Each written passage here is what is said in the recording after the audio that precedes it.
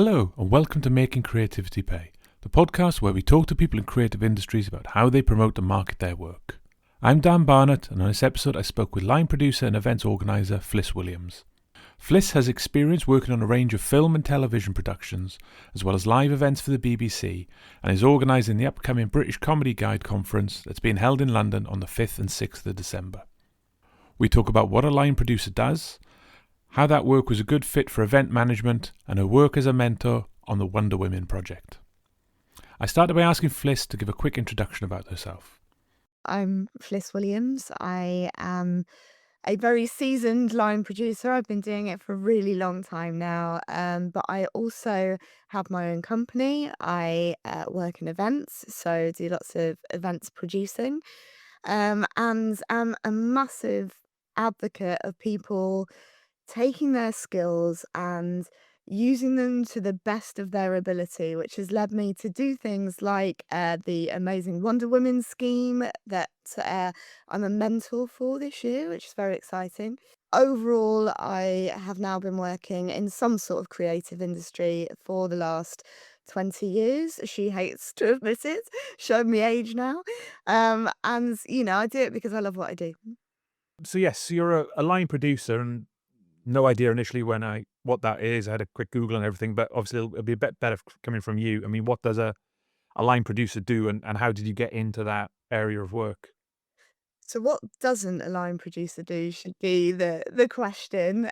It's really funny because oftentimes when I see this happen all of the time, and with the whole mentoring thing that I'm doing, I've been talking to a lot of people that are very much on the cusp at university, doing some sort of media-led course, trying to make up their minds about which avenue they want to go down. And everyone wants to do editorial, everyone wants to go down the traditional researcher route and producer, and then be a series producer and think that that's where all the glory lies. And production, which sometimes is considered, you can't do that bit, so do that bit instead because it's all the logistics and the organisation, is oftentimes overlooked.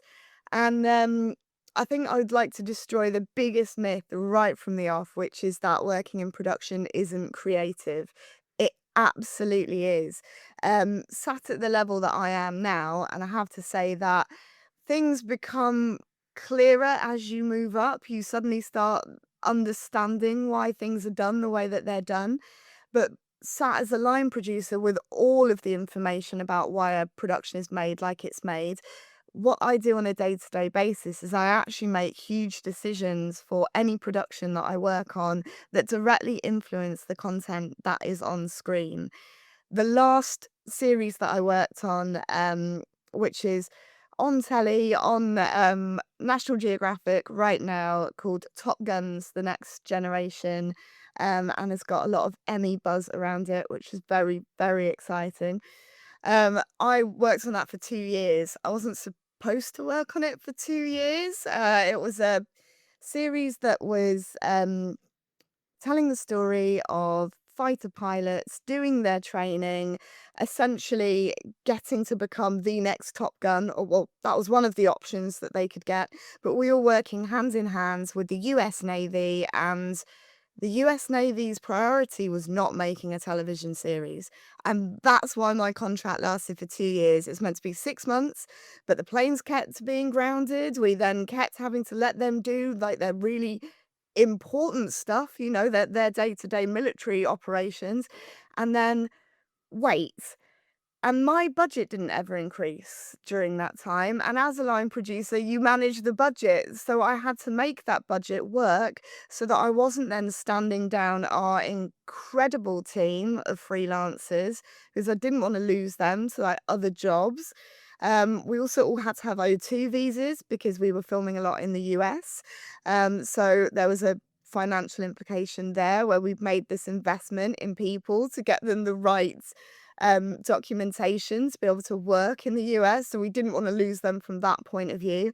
So it's then coming up with creative ways of using that time to the best of your ability so that you can make sure that actually the program is benefiting from it. You don't just have a lot of experienced people sitting around twiddling their thumbs. And I think things like that are the challenges that keep me interested. That and the fact that it's a constantly evolving job because nothing stands still. You have to keep completely and utterly up to speed with new developments, new technology, new ways of doing things. I mean, the dreaded C word, COVID, obviously rolled out loads more internal policy that we had to come up with. And the telly industry has changed as much like many industries, but as a direct result of that, because we don't do things in the same way anymore. And some of that is a benefit, some of that is a curse. But all of those things, as a line producer, I'm then directly responsible. So, in a nutshell, for anyone that doesn't know what the job involves, um, it can be as involved as budgeting something right from the off. So, with something like Top Guns, had an enormous budget, as I'm sure you can imagine, um, and it's making sure that there is enough money to cover everything, every single aspect of the production. So from the crewing to what it's being shot on, to the kit, to the post-production, all of those elements then go into creating that budget. As a line producer, you're then directly responsible for crewing that up. So you will work with your equivalents, your series producer, your director, your producers, and it's very much a team effort to work out who you need to put in place, but you do have an influence on that, and then it's up to you to negotiate the buyout, the rate, how much of that budget you are then assigning to that one person to get that job done. On top of that, you're responsible for the health and safety. And again, like using Top Guns as an example, you're on a flight path in a US military base. The health and safety is pretty involved in that series. And making sure that everybody is then safe and knows what they're doing and is wearing the right PPE, and those things are communicated and they're rolled out. There's an amazing thing on the flight paths called, well, not amazing for them, but called FOD, which I had never come across before. But essentially, um, it's like a tiny, tiny bit of debris. Say a button fell off someone's shirt, or I don't know, they were chewing gum and then they spat it out like disgusting, but left it on the flight path. That can ground whole planes, because if that gets sucked up by the engine when it's taking off, disaster. And so rolling that out in a way that people remember it, and so then don't endanger themselves and endanger the activities that are happening on the grounds anyway, becomes an enormous part of your job. So it is from a logistical side, but it's also saying to people, well, I know that you want to shoot on this red Raptor. It's really, really expensive. Why not do that? And look at this Venice too, that I can get this amazing deal on for you. But not only thinking about it from a financial point of view, thinking about it from what it's then going to be able to replicate on the screen. If they're looking for, a certain style, knowing that that's how that shoots, and that's how the other camera shoots, and being able to present that to your really creative people and have them feel like you're understanding what they're asking for, and you're not being that person that just says, no, I don't have the money. Because that's the other thing production gets the reputation for just, where computer says no. And I've always fought to not be that, and to be very much, let me work with you, let it be a collaboration, because I then feel like I get the most out of the job that way. So yeah, bit of a long round the houses way of saying what a line producer does, but hopefully that gives a little bit more context. Yeah, yeah, that kind of makes sense. So, I mean, something like the Top Gun. So you've got a project plan, and I'd imagine you kind of have the team having like a kind of creative arc of what they expect it to be. Obviously, it may not go that way, but the kind of training. Some people fail, some people success, different backstories, blah blah blah, all this kind of stuff. So they have this in their mind and certain points to hit. I mean, how difficult is it to kind of say, yes, you've got that bit now, stop and move on? Because obviously that's a creative thing and also a financial thing. It's really difficult. It's really difficult. I have to constantly remind myself, and I've had to do it many times over the last 20 years, that you're not there to make friends. It's obviously easier if you get on with the people that you work with, but as a line producer, anyone in production has very, very difficult decisions to make.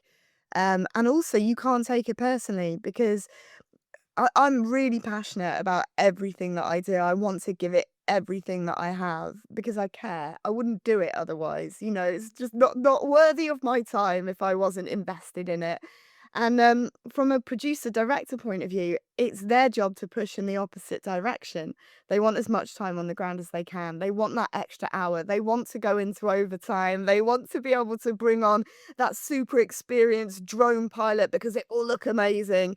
And it's about knowing how to communicate that, which keeps the professional working relationship intact, but also doesn't undermine you because you can't be that person that lets them have absolutely everything they want. You lose respect, but you have to pick your battles. And I'm seasoned enough now to know that some things, if I feel like it's going to add value on screen, that's how I've always judged it. It's all about the audience watching it at home for me. I will literally go to war and have the argument with the series producer if I think that we can better spend that money so that when the audience sits down to watch it at the end of the day, it's better reflected on screen. But it is their job to push. And thankfully, I work with a lot of really, really lovely, very, very kind people, and have some great friendships have come out of that. But it is about remembering at the time, it is a difficult job, and that is your job. If you signed off everything, you would run out of budget within the first something like Top Guns, we would have been way over budget within the first couple of months, and that's it. No one's ever then seeing what everybody has put their time and effort into because there's not enough money to make it. So, yeah, good question, Dan. It's a super challenging one, actually. Is it sometimes harder on bigger budget? If you've got no money, everyone knows where they stand. You have to, in the nicest way, cut corners or be efficient effectively. But if you've got a bigger budget, is it easier to kind of just relax a bit too much and then all of a sudden, oh God, we've kind of overshot? Um, Yes, is the simple answer to it. You're totally spot on. I worked on before Top Guns. I was lucky enough to do a feature film, but a really bizarre feature film, because it's only ever been seen at the Las Vegas Sphere. So it's directed by Oscar winner Darren Aronofsky, which it's still like today. I see that written down on my CV. I'm like, wow, I did that. Very exciting. And we were using brand new technology. We're using this camera that was purpose built and designed for the Sphere called Big Sky. There are only 2 of them in existence in the entire world. We couldn't insure the camera, so we had to buy it a seat in business class every time we took it out of the country so that it could travel safely because we couldn't stow it. That had the biggest budget of anything that I've ever worked on. And the team that were working on that initially, I think, did go, well, a bit like John Hammond in Jurassic Park, spared no expense. Spared no expense, was throwing everything at everything. And then it got slightly further down the line, and we started to realise that if we carried on spending money in that way, there would be no film. And then once you've started it on a certain path, it's so difficult to then try to claw it back and get to a point where, because people are used to, spare no expense. Just, spend everything on everything because that's what we can do because this budget is so healthy. Um, so yeah, that's a massive challenge, sort of changing direction midway through. But with the tiny budgets, if you're working with really good people, they have these huge ambitions, oh, I want to do this, and then I want this, and I want these fireworks and pyros, and, then we'll have some can-can dancers come in. I don't know what program this is I'm working on, but I like the sound of it. Um, but sometimes it's almost a bit soul-destroying having to sit with them and go, well, are you aware of how much those things might cost?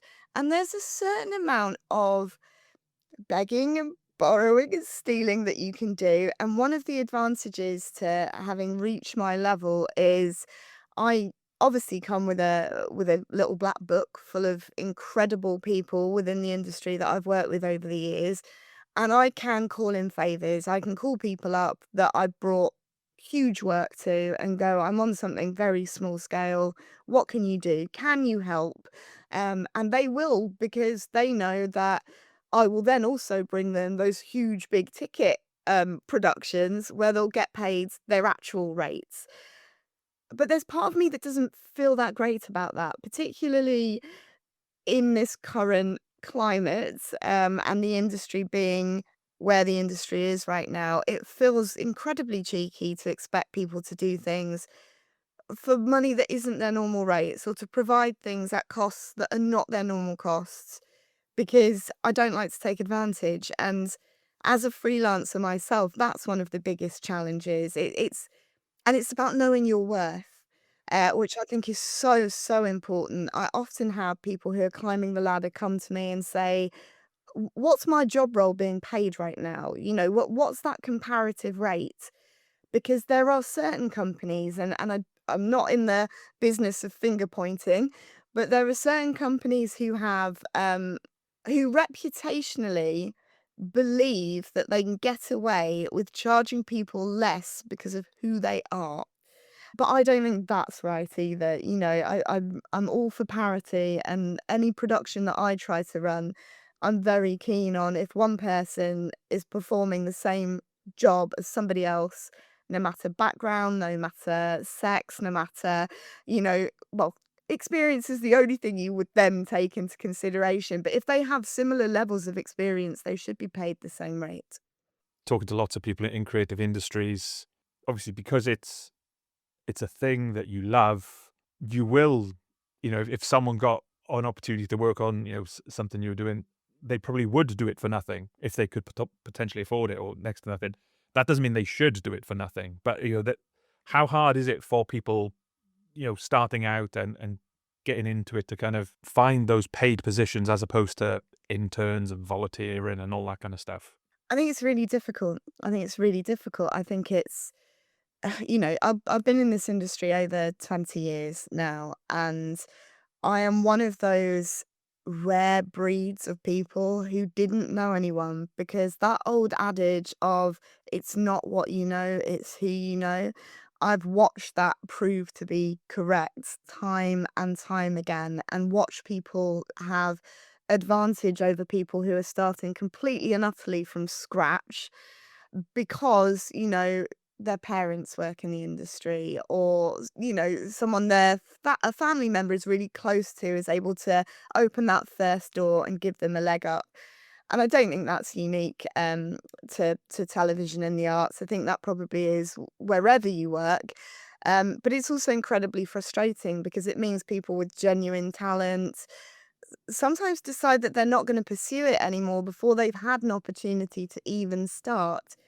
We've also got that massive problem, that I feel like the telly industry is really underrepresented for certain backgrounds and, certain minority groups. And I think that's an issue. And I know that a lot of the bigger companies out there are doing what they can to address it, but I don't think we're addressing it early enough.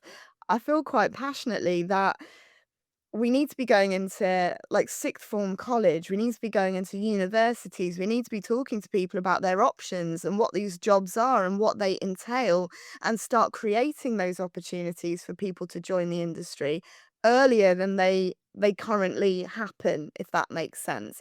I think that would then widen the pool of people who might think, well, this could be for me because I haven't considered it before.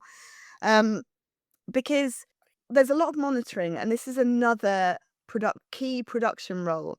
So a lot of the companies that you make television programs for ask you to do diversity monitoring, which is as simple as a form at the end of a production which you tick all these boxes to say, I had this many men, this many women. You tell the company what their backgrounds were. This all forms part of people's initial contracts, and people have an option to opt out. So I don't want anyone listening to this then to suddenly go, "Oh, this is bad, Big Brother, they're making all these notes about me." it's all very transparent. It's all very upfront from the off. Any contract now that you're given within the telly industry will have a note of these things within it somewhere and say that there is this want to declare it to the broadcaster. And the broadcaster wants to keep note of it because, again, in terms of inclusion, they want the net to be widened. Um, but oftentimes there is now pressure put on production to make sure that you're offering the jobs to you're being inclusive with your crewing up. That's the way to put it. But it's very difficult to do that if the best person for the job comes from a certain background. Because surely you can argue, I need to put the best person for the job there so I get the best end product. And so I think to get people from all walks of life, from all backgrounds, there does need to be a more concerted effort at very, very, very sort of grassroots level. I think that's very important. If anyone has any great ideas about how to do that, I would so love to hear them. But and I also know there are people out there who campaign for this, and it is something that is very much a focus. Um, but yeah, it is difficult. It's difficult for people that don't know where to start.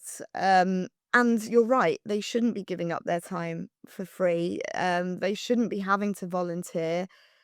But sometimes it's those people that do that, that go that extra mile, that are really hell-bent on pushing themselves forward and creating those opportunities that do go the furthest in the industry. I mean, I love people who look me up and then I'll get like a random email from someone because they've worked out what company I'm working at, and they literally say, I know that you do this. I'm starting out or I'm doing this course. Have you got any advice? I've taken people for tea and cake, and I will quite happily continue to do some because they want an opportunity to pick my brains. I think that's being so proactive. I really respect it. It's, pushing yourself forward, knowing what you want. Yeah, there's something really, really brilliant and quite refreshing about it. And in terms of your experience over your career, I mean, how have you seen TV and film change and short form and, the rise of YouTube and TikTok? Do all those kind of things melt together, or are they still very separate? Really good question. In the time that I've been doing it, it has evolved so much. I am old enough to remember delivering television programs on tape. I will hold my hand up and admit to that. Obviously, it's all tapeless delivery now. Um, I don't think people watch TV in the same way as they did when I started my career at all. I don't think people watch um, actual broadcast telly really very much anymore. I think it's all about going on those streamers and then binge watching things that someone is interested in, and that's how they're digesting content now. I mean, the Celebrity Traitors that has just aired and the viewing figures for that blew my mind because that kind of indicates that there is still that audience out there. There is still event telly that can happen, which is really, really exciting because I don't think when I grew up, I remember Saturday night TV and sitting down with the family and everyone, yeah, you're having like a bit of a nice dinner and you're in it together, like all sitting there watching something like Noel's House Party, or my mum was a big fan of Man Oh Man with Chris Tarrant, for anyone that remembers that one. And we would sit as a family and really enjoy it. And I just don't think that happens anymore. Kids, like my niece and nephews, constant TikTok or YouTube. That's how they're digesting things. Um, you've obviously got a lot of content creators, so presenters in a very different style to the ones that I'm used to. And people want things that are just sort of shorter and more easily digestible, I guess. There's this less of an investment in time, and it's interesting because I've done a bit of since I finished Top Guns, I've been looking after the British Comedy Guys big comedy conference, but also I've been doing a bit of development for a couple of companies and coming in and writing budgets, and I'm watching these companies that I'm working for put their heads together and try and work out how they can harness it, how they can survive now. This is massive indie companies who have made very recognizable shows, literally sitting there and going, if we don't roll, if we don't roll and evolve with the times, how are we going to survive? So it's an interesting and it's quite a frightening time for a lot of people in this industry right now. I mean, it kind of works both ways in that the barrier to entry is far lower, but the level you have to achieve to be able to pay your bills and get by is kind of huge. And so that there is that kind of balance, and whether, yes, creative is almost like a, for want of a better phrase, a kind of side hustle almost, which is a shame that you can't just be fully creative. You have to kind of squeeze it in where you can. Yeah, completely right. You just mentioned the British Comedy Guide, as you said, so it's kind of it kind of makes a lot of sense talking about what you do, that fits perfectly with event management. Was that something you'd kind of dabbled in a little bit, or it was something that came relatively recently? You thought, actually, these skills are a perfect match for events. So, so before the dreaded COVID, I was working for BBC ceremonial events and was looking after all of their logistics for enormous things like state opening of Parliament. I was doing the New Year's Eve fireworks. I was doing huge, very royal family orientated events for the BBC. And I loved them. The thing that I love the most about events is, unlike Top Guns, which had the most long and drawn out edit process of anything that I've ever worked on. I can't even tell you how long it took to cut that. Just mainly because it had to go through all these different levels of sign off, and the US Navy had to see it, and factual accuracy. So it was a really, really long post period. And until that production, I'd never thought I was any good at post. It taught me lots of things. I learned out that actually I'm better than I thought I was, which is good. But I loved events because there was no post period. You put in all of your effort and your energy into something that was happening in the moment. You had to be incredibly decisive.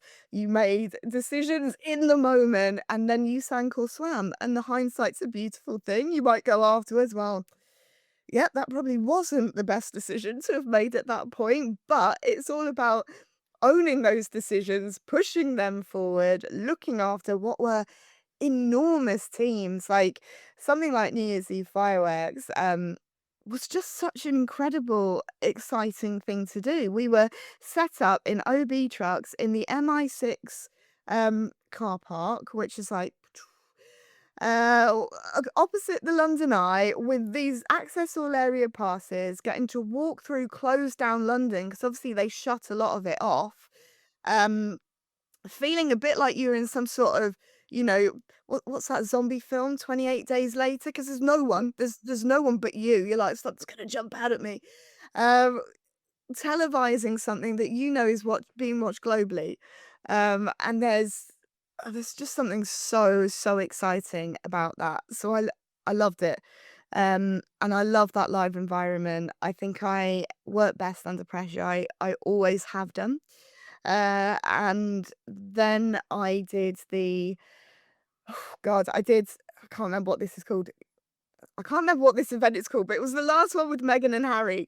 Um, their last event ever as royals, as official royals. And we were doing that at St. Paul's Cathedral, and someone rang St. Paul's and said, we think we might have this new thing, COVID.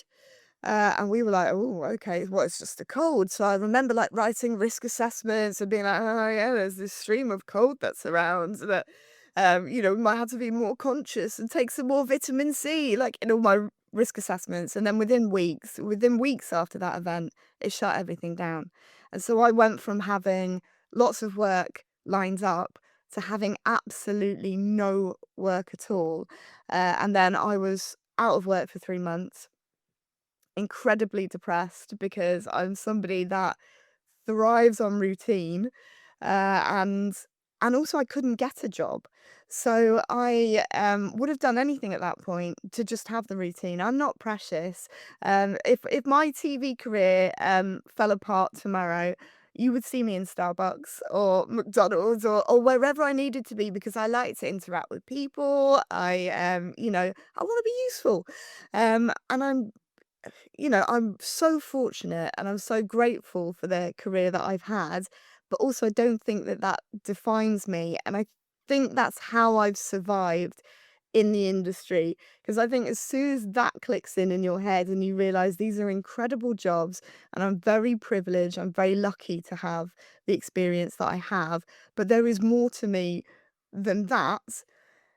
I think it makes life slightly easier to live, and I can still be ambitious. I can still like push myself out there to try to get these opportunities, but there's less riding on it when you don't get the gig. And I've had so many interviews over the years, which I've thought have gone quite well, and then I've learned a couple of days later that I haven't got it. They've given it to someone else for whatever reason, better fit with the team, more experience, more recent experience. Um, and I think, again, as a freelancer, you have to learn to take those knocks, and roll with those punches. I've gone off on a tangent, Dan, and I've got no idea what the question was that you asked me, but hopefully that answered something. Apologies, I got too over enthusiastic about the COVID world. Yeah, no, it was kind of when did you know that, yes, events are me? So you'd effectively done what is an event, but not as in a ticketed event. It's more a Yeah. production TV, So and so yeah, and then kind of move that to actual events. So I mean, the British Comedy Guide, for example, I mean, do they just give you a blank sheet of paper and say, we need somewhere for 300 people, 500 people, whatever it is, on this date, go and scout it, find it, set it up? and I'll try not to go off on a tangent, but I so after COVID, after my 3 months, I came back and I was working on a super different sort of programming and was doing a lot of I'm not in, I think it's because the BBC were very loyal to me. So they'd stood me down and then they offered me things that I had experience of doing before, but I hadn't done most recently. I ended up doing Prehistoric Planet, as in David Attenborough and, music done by Hans Zimmer, which was incredible, but not events. So my career went completely and utterly in a different direction, which is why I've then ended up doing things like Top Guns. But to make sure that I was scratching that events itch, I then moved into doing smaller scale, sort of more branded content work in and around the big television productions that I did. So I've done a fair few ticketed events. So I've done things like I did a launch of a new film that the North Face had for International Women's Day, which was a ticketed event. I've done things for Estee Lauder. So I started moving in that world, which were, you know, very, very short form, very, very sort of not small scale, but people would come to me and that's why I think I'm this interesting hybrid really, because the thing that is sort of advantageous for me and the thing that attracts them is because I have this production background, they know it won't be as simple as going, we want to do this thing and it needs to have this many delegates, guests, invitees, whatever you like to call them. They know that I'll look at it and they'll then go, right, well, you're telling me that this is the thing that you want to present. So we could do this, and this, and have you thought about adding a little bit of this? So it's about having that little bit of sparkle on top that you may not get from a traditional events company. So with British Comedy Guide, I went to the conference in 2024 and it was brilliant. Those guys know what they're doing. I think this year, come December, it'll be the fifth one that they've done. So I saw the fourth one. I thought it was great. They asked for my honest feedback, knowing what my background was. I made a couple of suggestions because ultimately, what I needed to be very, very respectful of, and what I've always been conscious of, is the audience that I have created this event this year for. That's British Comedy Guide's audience. It's their name on top of the banner, as it were. And I wanted to be able to give a little bit more sort of bang for your buck and make sure that people did have the opportunity to go, oh, this looks exciting. I like the way that this bit has been put together. But whilst also making sure that the core people that wanted to attend, those writers, very much grassroots, wanting to have the experience and have some time in front of big commissioners and producers and successful comedy writers. I didn't want to take any of that away by changing that up. It's their audience, and so I wanted to be really, really respectful of that. And it's been amazing. It's been incredibly challenging because we originally wanted to do it in March. We then could not do it in March. Cut a long story short, it was down to a few individuals' availability, and we felt that what we would have been delivering in March is not what the audience deserved, and we were super conscious of that. We were then going to do it in September, and then a similar event was then put in the week after, or it was either the week after or the week before ours, and we didn't want the competition. We didn't think it was fair for either company. Everyone is trying to make an honest living, and we're also aware of the fact that these things, they do cost money, and so we didn't want the other company to lose out on people coming to see what no doubt was a really successful, great event for their company. And we didn't want to lose out on being able to bring this expertise and knowledge and insight to the people that would normally come to the big comedy conference. So we wanted to move it to the end of November. We couldn't because of venue availability. So it's beginning of December, which we thought was taking a gamble because we know Christmas, people are thinking about, I mean, cost of living crisis. People are thinking, I need to make sure that I can see my family and I bought gifts.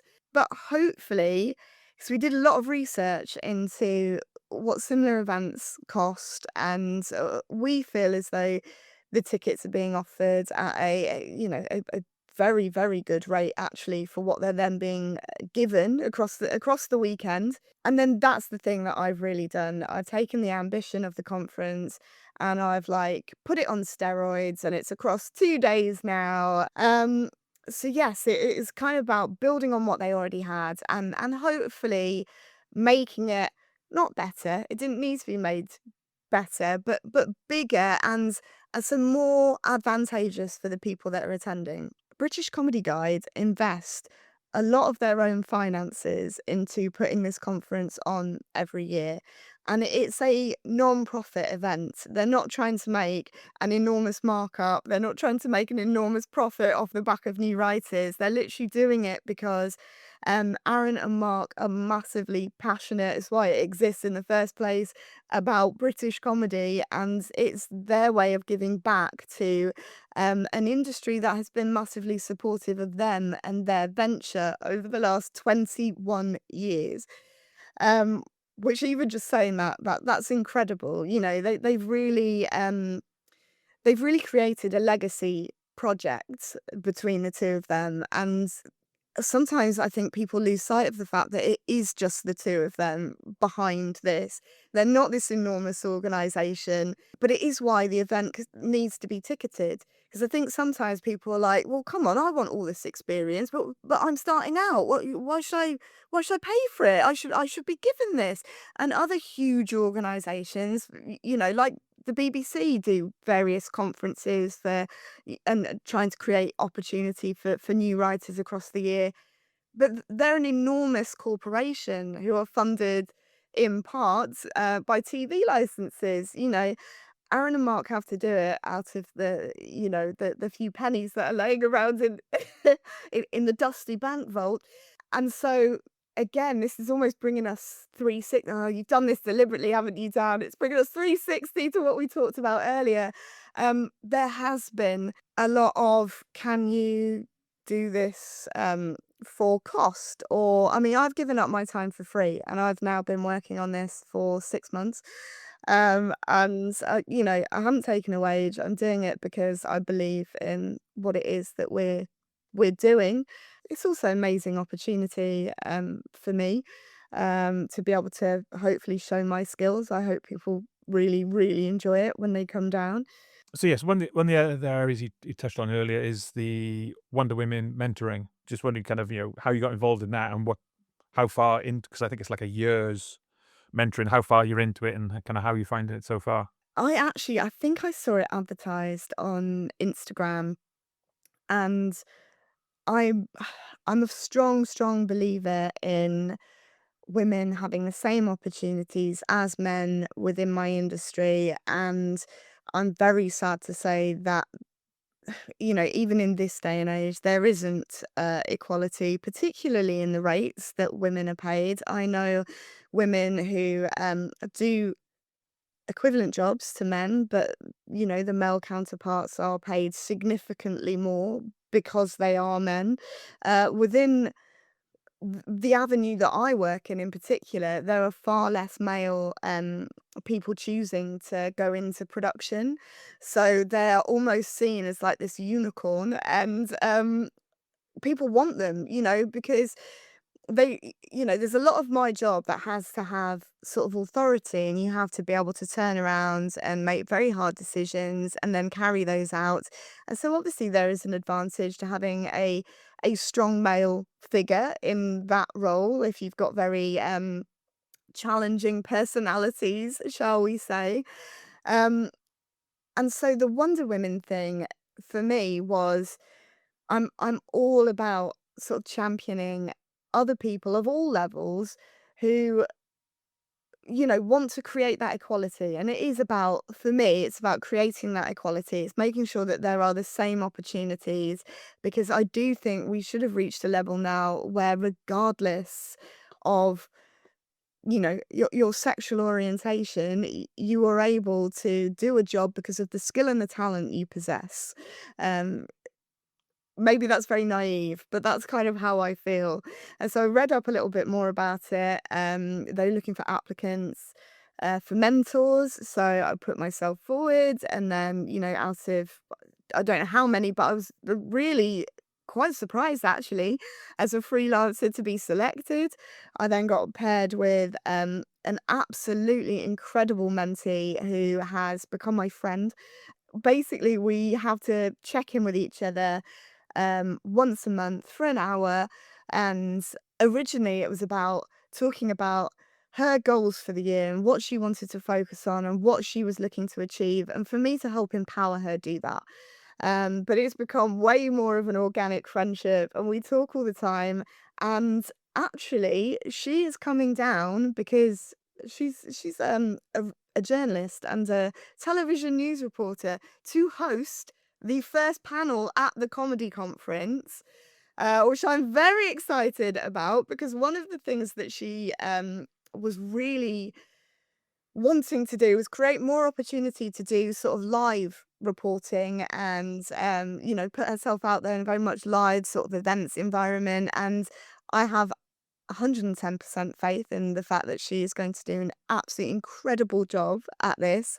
I mean, she's won an award this year for her presenting skills. She's incredible. She's probably mentored me just as much as I've mentored her. But it's lovely to have that safe space full of really brilliant women who can come together, and we can talk about our experiences and lift each other up. And it's Ria Hebden is behind the scheme. She is a massive advocate, not only for women but just for positivity within the industry. And in a time right now where there's so much uncertainty and people are really feeling how challenged they are by everything, to have that positivity, to have that safe space, to be able to come together and do lunches, and they do online seminars. We've actually got our graduation ceremony on the 10th of December. Um, it's been an incredible thing to be part of, and a really, really inspiring thing to be part of as well. And again, for me, it's about keeping myself busy but paying it back. We talked before about how I didn't have an in. I kind of clawed myself up and created opportunity for myself at the beginning of my career. Some of that was with doing jobs for free and volunteering, because I chose. I think that's the important thing. If you're going to do it, you're doing it because that's something that you feel passionate and strongly about. Don't do it because it's the only option. You are well within your rights to want to ask for expenses, want to ask for paid opportunities. You shouldn't be afraid of asking for those. No one should be asked to work for free. I think that we're all adults, and I think people can tell what might lead to something else and what might create sort of future opportunities. And obviously, it's a risk, but if you feel it's a risk that's worth taking, it paid off for me. That doesn't mean to say it does that for everyone, but again, it's Wonder Women for me was about paying it back and was about trying to create opportunity for other people, and that's why I will go and sit and have a coffee with someone, or someone comes to me. Someone about the conference actually has emailed me and said, um she's gonna be 6 months pregnant when she comes to the conference, and once she's had a baby, she's rethinking her career and wants an opportunity to chat about what a line producer does and whether or not she's got transferable skills from what she's done before.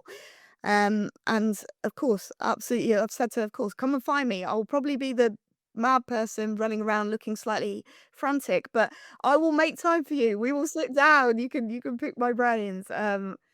Because if people hadn't done that for me, I wouldn't be sat where I'm sat today. No, that's brilliant. That's probably a great place to round off. Thanks to Fliss for coming on the podcast. You can find out more details in the show notes about the British Comedy Guide Conference and Wonder Women Mentorship Programme. If you enjoyed this, check out our other episodes with a variety of comedians, musicians, authors and others in creative industries. Thanks for listening.